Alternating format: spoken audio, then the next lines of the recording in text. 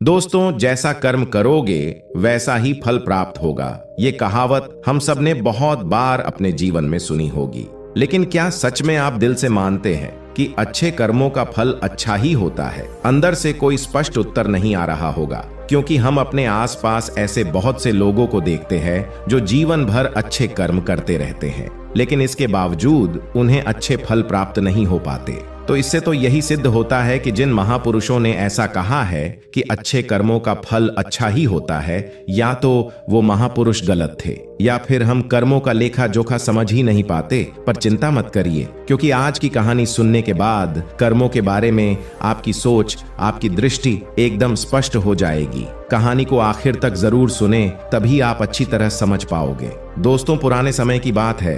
किसी गांव में हेमू और भोला नाम के दो भाई रहते थे। पूरा गांव जानता था कि वो कहने को भाई थे, लेकिन भाई जैसा प्रेम उन दोनों में नहीं था। हेमू बड़ा था और भोला से वो बहुत तेज और चालाक था। उसने भोला के हिस्से में आने वाली खेती बाड़ी की जमीन भी खुद हड़प ली थी। इसीलिए भोला के परिवार को बड़े ही कष्ट के दिन झेलने पड़ रहे थे। भोला की पत्नी अक्सर बीमार रहा करती थी और उसके पास उसके इलाज तक के पैसे नहीं थे। लेकिन अपने भाई से विपरीत भोला बड़े ही शीतल स्वभाव का इंसान था। वो कभी किसी के साथ बुरा नहीं करता था, लेकिन उसके मन में अक्सर ये सवाल उठा करता था कि मैं किसी का बुरा नहीं करता, किसी के बारे में बुरा सोचता तक नहीं हूँ, तो मेरे साथ ऐसा क्यों होता है? क्यों मेरी पत्नी हमेशा बीमार रहती है? क्यों मेरे पास इतना भी धन नहीं है कि मैं अपना जीवन अच्छे से चला सकूं? क्यों मुझे मेरे कर्मों का फल नहीं मिलता है? और मेरा भाई इतना धूर्त है, इतना चालाक है और वो हमेशा मजे में रहता है, उसे तो कोई परेशानी नहीं है। वो सोचने लगा कि शायद बुरे कर्मों का फल अच्छा मिलता है, अच्छे कर्मों का फल अच्छा नहीं मिलता। और धीरे धीरे इस तरह उसके मन में कई विचार उठने लगे।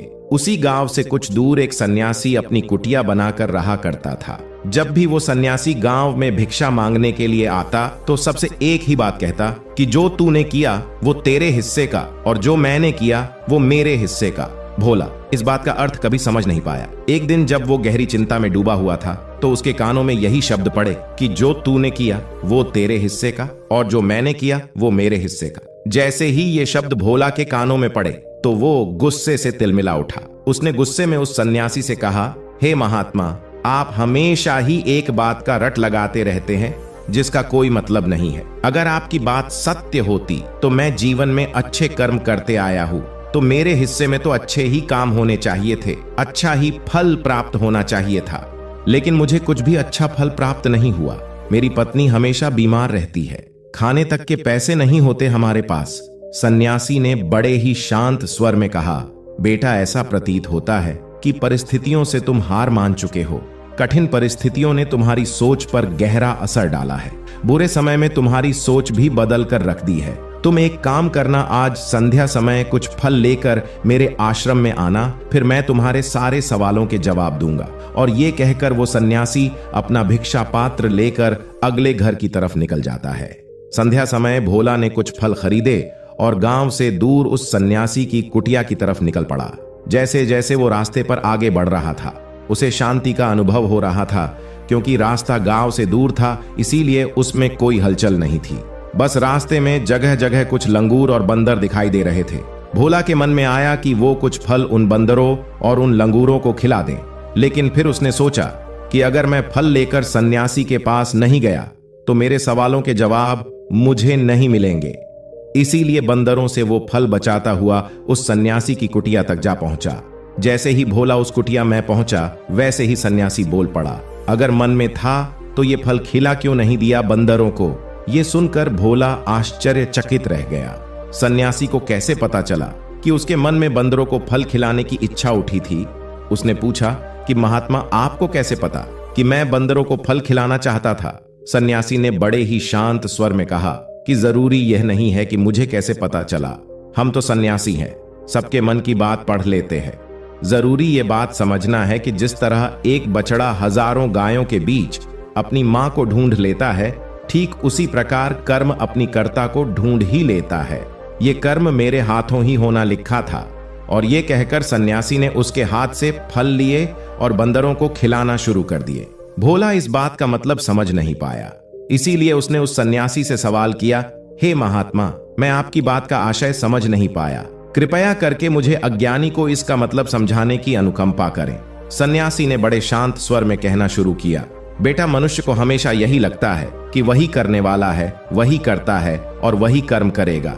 लेकिन समझने की बात यह होती है कि कर्म आपका खुद चुनाव करता है, आप कर्म का चुनाव नहीं करते। अगर आप किसी कर्म को करने के योग्य हैं, तो हजारों लोगों के बीच में से कर्म आपको अपने आप ढूंढ कर निकाल लेगा। इसीलिए योग्य बनने पर ध्यान दो, कर्म करने पर ध्यान मत दो। अगर तुम सिर्फ कर्म करने पर ध्यान दोगे तो कभी योग्य नहीं बन पाओगे। योग्य बनने के लिए जिन कर्मों की आवश्यकता होती है, पहले उन छोटे छोटे कर्मों को करना शुरू करो, और जब तुम योग्य बन जाओगे तो बड़ा कर्म, या कहे कि मुख्य कर्म, या फिर जिस कर्म के लिए तुम बने हुए हो, वो कर्म तुम्हारे पास खुद चलकर आएगा। उदाहरण के लिए तुम इन बंदरों को देखो। इन बंदरों ने छोटे छोटे कर्म करके पेड़ों पर चढ़ना सीखा, गुलाटियां लगाना सीखा, और इसी प्रकार छोटे छोटे कर्म करते हुए ये मुझ तक पहुंच गए, और मुझ तक पहुंचने के बाद इनके पास इनका खाना खुद ही पहुंच गया। इसीलिए अपनी रोजमर्रा की जिंदगी में छोटे छोटे कर्म करते हुए अपने आप को योग्य बनाते जाओ, और जब तुम योग्य बन जाओगे तो अपने आप बड़ा लक्ष्य तुम्हें प्राप्त हो जाएगा। सन्यासी ने अगला कथन कहना शुरू किया, जो कि बहुत ही जरूरी था। ध्यान लगाकर सुनना, अगर तुम योग्य बनने के लिए कर्म नहीं करोगे तो दूसरे लोगों के कर्म भी तुम्हें प्रभावित करने लगेंगे।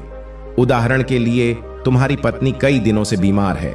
तुम अक्सर यही सोचते हो कि मुझे किन कर्मों की सजा मिल रही है, लेकिन समझने की बात यह होती है कि तुम्हारी पत्नी बीमार अपने कर्मों की वजह से है, तुम्हारे कर्मों की वजह से नहीं है। तुम्हारे कर्म तो अच्छे हैं, लेकिन क्या पता तुम्हारी पत्नी के कर्म अतीत में अच्छे ना रहे हो, जिसकी वजह से वो बीमार हो गई, और तुम्हारी पत्नी के कर्मों की वजह से तुम्हें भी दुख झेलना पड़ रहा है। और इसी प्रकार बहुत से मनुष्य अपने बच्चों की वजह से, अपने परिवार की वजह से, इन सब की वजह से खुद दुख झेल रहे होते हैं। लेकिन जरा सोचो, अगर तुम योग्य होते तो तुम अपनी पत्नी का खुद इलाज करवा पाते, उसकी बीमारी दूर करवा पाते। और क्या पता अगर तुम योग्य होते तो तुम्हारा किसी दूसरी स्त्री के साथ विवाह हुआ होता जो स्वस्थ होती, लेकिन तुम योग्य नहीं थे, इसीलिए तुम अपनी पत्नी की वजह से खुद दुख झेल रहे हो। अगर तुम योग्य बन जाओगे तो दूसरे लोगों के कर्म तुम्हें प्रभावित नहीं कर पाएंगे। सन्यासी ने भोला को चेतावनी देते हुए कहा, याद रखना बेटा, आपको वो नहीं मिलता जो आप चाहते हो, बल्कि वो मिलता है जिसके आप योग्य हो। इसीलिए अपनी योग्यता को बढ़ाने पर काम करो, उसके लिए कर्म करो। कर्म का फल पाने के लिए कभी कर्म मत करो। भोला ने सन्यासी से हाथ जोड़कर एक सवाल पूछा, महात्मा, मुझे यह बताने की अनुकंपा करें कि मैं अपनी योग्यता किस प्रकार बढ़ा सकता हूं, ताकि मेरा मुख्य कर्म मुझको खुद ढूंढ सके। सन्यासी ने बड़े ही शांत स्वर में कहना शुरू किया, बेटा, इसके लिए बड़े ही सरल सरल उपाय होते हैं। सबसे पहला उपाय है कर्म करके भूलते जाओ। तुम जो भी कर्म कर रहे हो, अपने योग्य बनने के लिए उस कर्म को करने के बाद भूल जाओ। ये मत सोचो कि उससे तुम्हें क्या प्राप्त हुआ। इसीलिए कहा जाता है कि कर्म करो, फल की चिंता मत करो। अगर तुम फल की चिंता करोगे तो वास्तविकता में तुम कर्म कर ही नहीं रहे होंगे। अक्सर मनुष्य की पीड़ा का ये एक बहुत बड़ा कारण होता है। वो सोचता है कि मैं कर्म तो अच्छे कर रहा हूं, लेकिन मुझे फल प्राप्त नहीं हो रहे हैं, और यही पीड़ा उसके मन को ठेस पहुंचाती रहती है, उसको अपने लक्ष्य से भटकती रहती है।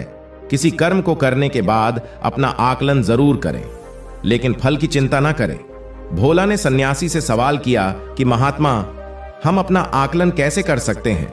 सन्यासी ने उत्तर दिया, बेटा, जब भी तुम कोई काम पूरा करते हो तो काम पूरा करने के बाद खुद से यह सवाल पूछो कि क्या इस काम को करते समय तुम्हारा ध्यान इसी काम पर टिका हुआ था, या तुम्हारा ध्यान कहीं और भटक रहा था। इस तरह तुम खुद का आकलन कर पाओगे कि तुम कितने ध्यान के साथ उस काम को कर रहे थे, और जितने ध्यान से तुम किसी कर्म को करोगे उतनी ही तुम्हारी योग्यता बढ़ती जाएगी। और अगर तुम यूं ही बस पूरा करने के लिए किसी कर्म को करते रहोगे तो उस कर्म से तुम कभी भी योग्य नहीं बन पाओगे। वो कर्म तो पूरा हो जाएगा, लेकिन उसका फल तुम्हें प्राप्त नहीं होगा।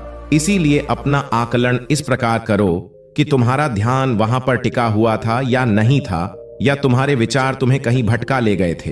और कोशिश करो कि तुम्हारे विचार अगली बार जब तुम ये कर्म करो तो उसी कर्म पर टिके रहे, इधर उधर दूसरी बातों में ना भटके।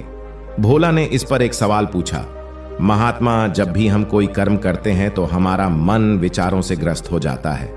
वो तरह तरह की बातें सोचने लगता है, तो हम किस तरह अपने मन को एक ही कर्म पर टिका कर रख सकते हैं? इसके लिए कोई उपाय बताए। सन्यासी ने इसका उत्तर देते हुए कहना शुरू किया कि बेटा, जब भी तुम किसी कर्म को करते समय अपना पूरा भाव उसमें डाल देते हो तो तुम्हारे विचार उसी कर्म पर केंद्रित रह सकते हैं। पूरे निष्ठा, प्रेम और सद्भाव के साथ किया गया कर्म तुम्हारे विचारों को इधर उधर नहीं भटकने देता। विचार तभी तुम्हें दूसरी दिशाओं में बहा कर ले जाते हैं जब तुम उस कर्म को पूरी निष्ठा के साथ नहीं करते, उसमें पूरा प्रेम नहीं डालते, उसमें पूरा भाव नहीं दिखाते। जब ये तीनों चीजें तुम उस कर्म में डाल देते हो तो स्वाभाविक रूप से तुम पूरी तरह उस कर्म में सम्मिलित हो जाते हो और तुम्हारा मन और मस्तिष्क एक ही जगह पर टिका रहता है। सन्यासी ने अपनी बात खत्म करते हुए कहा कि अगर कोई इंसान, कोई मनुष्य इन उपायों का सही तरीके से इस्तेमाल करता है, उनका पालन करता है, तो वो किसी भी कर्म के लिए अपने आप को योग्य बना सकता है। और एक बार अगर वो योग्य बन जाता है तो ठीक उसी बछड़े की भांति उसका कर्म उसे अपने आप ढूंढ लेता है। भोला को कुछ फलों के बदले जीवन भर का ज्ञान मिल चुका था। उसे स्पष्टता मिल चुकी थी। उसके सारे मन के सवाल खत्म हो चुके थे। उसने सन्यासी को प्रणाम किया और वहां से अपने घर के लिए निकल पड़ा। रात हो चुकी थी और रास्ते पर अंधेरा छाया हुआ था। वो इन बातों के बारे में विचार करता हुआ अपने घर की तरफ निकल पड़ता है। धन्यवाद।